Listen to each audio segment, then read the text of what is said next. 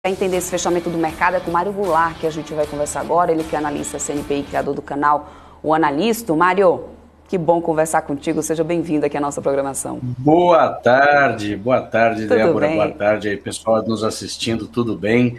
Uma alegria estar com vocês de novo, sempre bom estar por aqui. Num dia difícil, né? Um dia que a gente está olhando aí atrás de você, tem uma fileirinha só de empresas verdinhas embaixo, e o resto é uma sangueira que não tem tamanho, né? O contrário, totalmente bem diferente do que a gente viu, por exemplo, na sexta-feira. Eu até conversei hoje com o Marcos Saravalli pela manhã, aquela história do sobe no boato, né, e desce no fato, é o que acontece, né, que a gente tem visto. É o caso aqui, então, os três destaques de queda aqui hoje. Petrobras, com PET 3, PET 4, Banco do Brasil. A gente viu essas companhias expandirem bastante ali na sexta-feira, a Petrobras, inclusive, chegando a atingir uma marca, um valor ali de mercado, assim, recorde, né, que já não acontecia aí, enfim, há anos. Isso porque já estava sendo precificado ali naquele momento, uma possibilidade ali, né, do presidente Jair Bolsonaro realmente se reeleger. A gente sabe que ele tem ali um plano de privatização e isso favoreceria essas companhias. E aí isso fez com que os papéis da Petrobras naquele dia ali passassem, foram mais de 5 bi de volume financeiro negociado, alta muito importante, mais de 90% de lucro no ano. A minha pergunta hoje para você, Mário, é a seguinte: são esses ruídos políticos ainda impactando de cara aí esses papéis, essas estatais, principalmente nessa reta final, né, das eleições e mais? Primeiro, começando por Petrobras, ainda tem espaço para a companhia a expandir mais valor, acumular mais valor, como a gente estava pela disparada que deu na sexta-feira? Ou isso aqui seria plenamente uma correção, porque realmente esticou muito? Como é que você está vendo essa questão da Petrobras nesse pregão de segunda? Bom, nós temos aí dois fatores. O primeiro é um descolamento total do exterior, né? A gente viu aí hoje o Brasil funcionando, assim como o Brasil vinha operando descolado do exterior em alguns momentos em que subia enquanto o exterior estava caindo, hoje nós tivemos aí Estados Unidos subindo bem, subindo não vou dizer com força, mas subindo razoavelmente, o Dow Jones subindo 1,34, o S&P subiu 1,24, o Nasdaq subiu quase 1% aí, e o Brasil descolado, entrando num total descompasso. Mesmo com as ações das petroleiras aqui, eu estava olhando aqui a Exxon, que subiu quase 1% hoje, deixa eu ver a Chevron como é que foi também, deve ter subido também, né? A Chevron ficou estável, mas você está num momento aí que os balanços estão saindo, até o seu entrevistado anterior falou, os balanços, a previsão era tão ruim para os balanços que eles estão saindo melhores nos Estados Unidos do que esperado, então as bolsas estão subindo por lá. Mas aqui no Brasil, o que aconteceu? Principalmente com as pesquisas do final da semana que indicavam aí um empate técnico entre o atual presidente e o Luiz Inácio, o mercado se animou, porque, veja, a plataforma do Bolsonaro conduz mais a privatização, embora ele não tenha sido assim, aquele presidente dos sonhos em termos de Petrobras. Você vê, teve várias intervenções aí em preço de gasolina. Eu lembro que mesmo antes dessa crise, já em 2019, ele soltou lá uma pérola numa véspera de vencimento de opções de Petrobras, aí, acho que em abril, maio de 2019, que derrubou o preço da ação 8% num dia de vencimento, numa sexta-feira. Na época, as opções ainda venciam, a sexta-feira era o último dia de negociação e as execuções eram na segunda-feira. Foi um negócio assim meio assustador.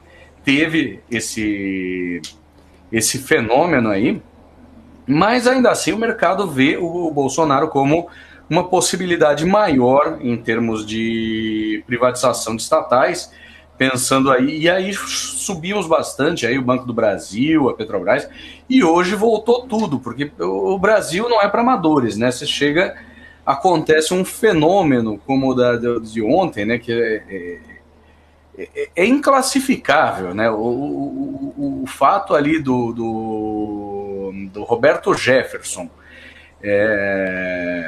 primeiro, um pouco de exagero. Tudo bem que ele não poderia usar redes sociais, mas é um pouco de exagero você usar o recurso do contribuinte para mandar não sei quantos agentes prenderem o cara em casa. E aí o cara sair revoltado, atirando com fuzil, com granada, um negócio assim que realmente soou muito mal, e isso aí acendeu um alerta no pessoal que estava precificando uma eventual virada do Bolsonaro nessa reta final de campanha. Ainda é cedo para dizer, a gente ainda não tem, acho que foi publicada hoje uma pesquisa da Atlas, mas eu não sei se ela já cobre esse efeito, que mostrou as campanhas mais ou menos do mesmo jeito. Então, nós entramos aí, acho que no modo de volatilidade total. As próximas pesquisas vão ser cruciais. Mas, de qualquer forma, isso causou uma devastação enorme na Bolsa Brasileira, principalmente puxando aí pelas estatais, Petrobras e Banco do Brasil, que caíram. Petrobras ON chegou a bater a marca aí, a ordinária Petri 3, chegou a bater 10,03 de queda. A Petrobras PN, a preferencial, caiu 9,17, Banco do Brasil caiu 9,80, né? E aí o resto foi também um show de horror. Você pega Itaú e Bradesco caindo quase 4,5%, você teve a própria B3 caindo 4%, foi um dia bem complicado para ações que vinham aí com um vento de popa que estava favorável, né? E isso aí reverteu bastante hoje. Mas é cedo para dizer, porque são fatos tão inusitados que é difícil dizer o que vai acontecer nesses 4 pregões que nós temos até a eleição. Uhum.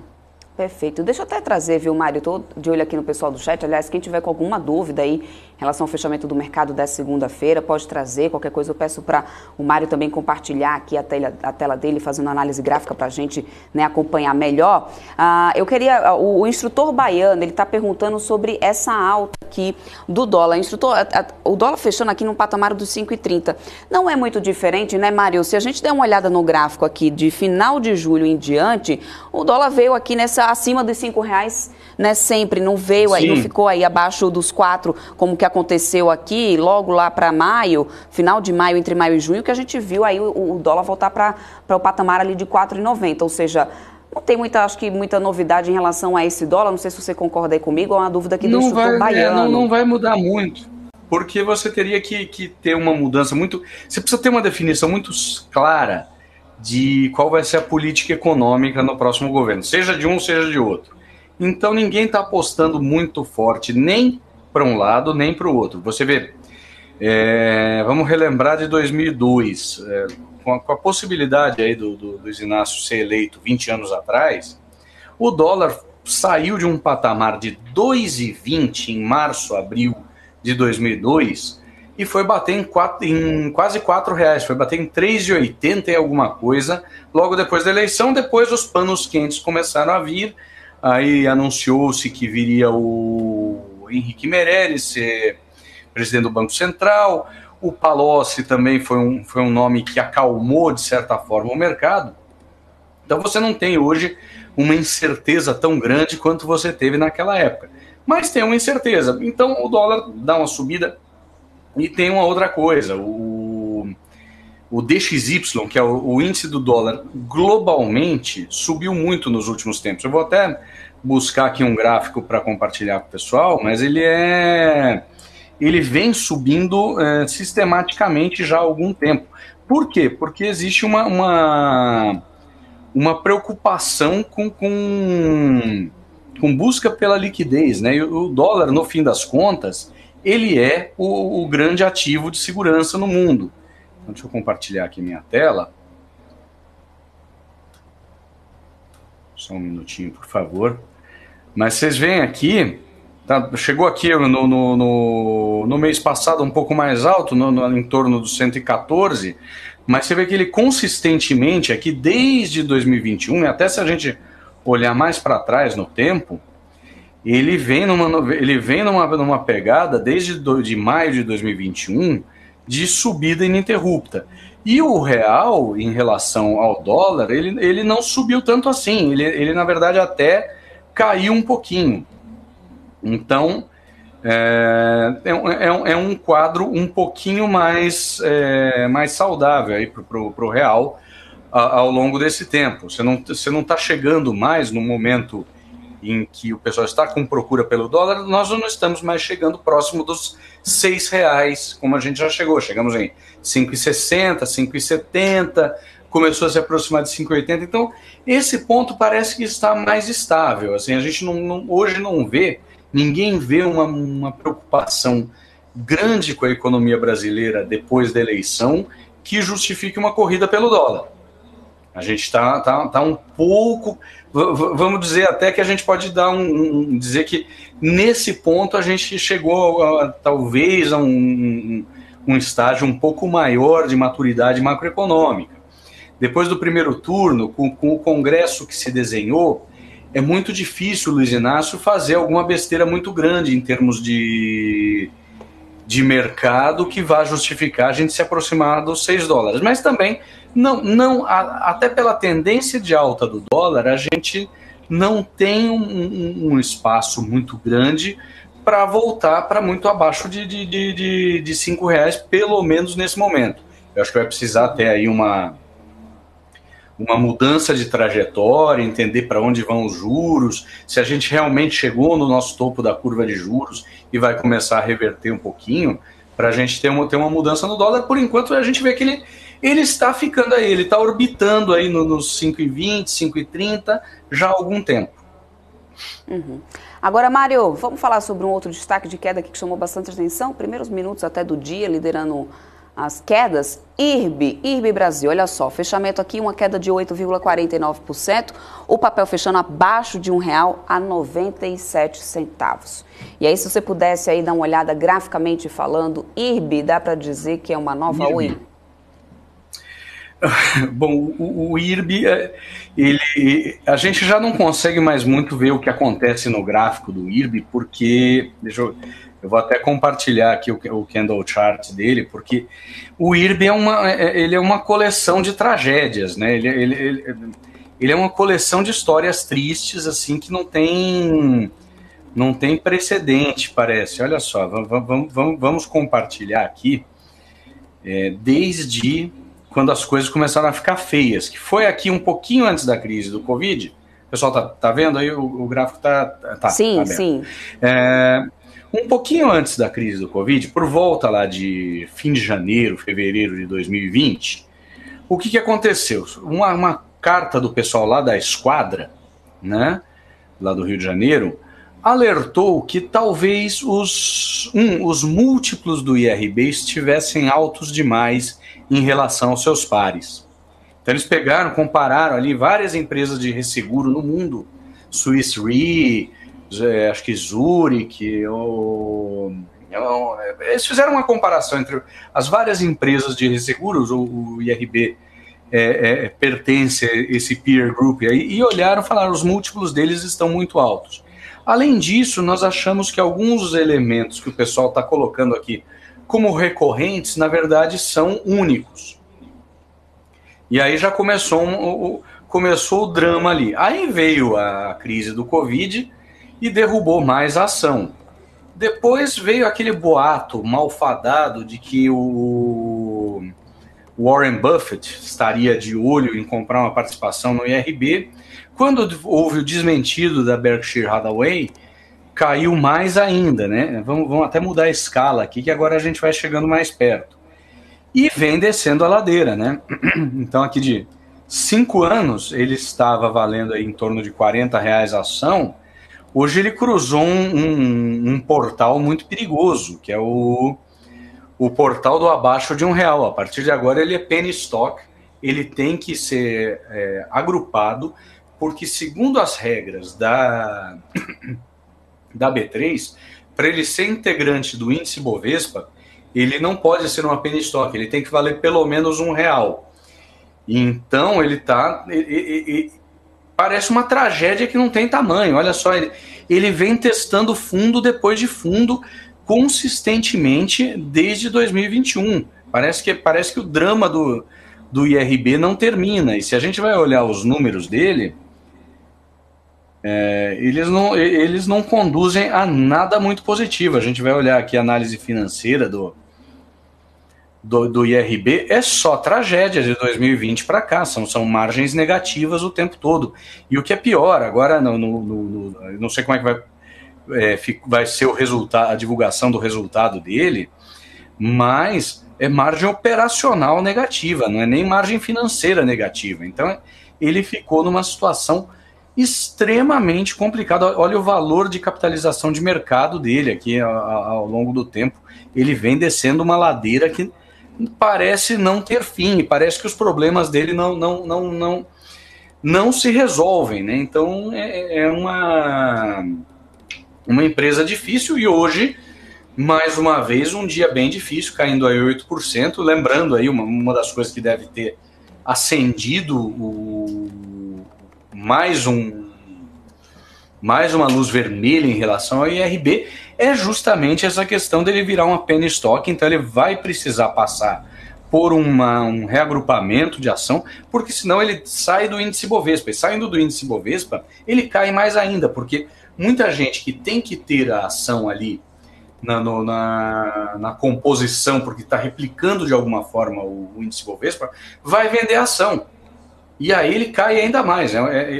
Realmente o IRB está numa situação muito complicada. Eu só recomendo pro cara que quer operar assim com alto risco e alta volatilidade, que quer tentar, depois de uma queda dessas, ver se dá um repique, vende um pouquinho ali, recupera um pouco, mas é um papel para quem quer emoções fortes, né? Então, um negócio bastante difícil.